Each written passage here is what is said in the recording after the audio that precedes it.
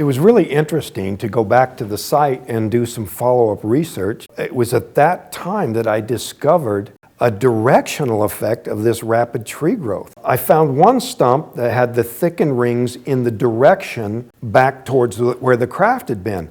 And then I started checking stumps at the four corners of the compass and discovered that there was a swelling and a thickening of the growth rings in the direction that the craft had been and not on its opposite side. That was where the thickness of the rings were at the minimum. If you were to take a cross section of these trees and to see them from above, is that if this change and difference in tree growth were caused by something that was just the soil, maybe they had a bad year, a drought, or a good year of enriched soil, it should be uniformly distributed.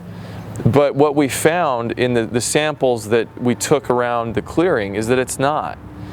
In fact, if you go north or you go south, it's almost like the epicenter that we identified, where the clearing was, it's drawing or pulling some effect. It cannot be explained to where towards the center where the craft was the accentuated the effect of the growth rings on these trees. Ben's discovery that the pine trees in the Chernobyl region had tripled their growth rate in reaction to the exposure to radiation, that led to the idea that perhaps, these trees were being irradiated from that direction and not from the backside of the tree. Chernobyl, of course, in Russia, extreme radiation dispersed, and they found specifically in some types of trees, including the Scots pine tree, they found volume growth of up to 3 times the previous years before the incident. A mutation occurs and most of the cells die out, but because the radiation is causing such a stimulation of cell growth, it produces new cells quicker than the old ones are dying out.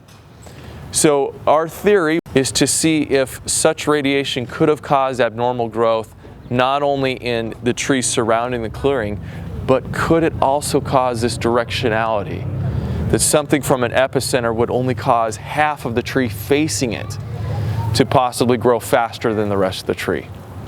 In addition to the discovery of the stump of a tree that had been cut the previous year prior to the presence of the craft, that had fairly uniform growth rings going back 200 years.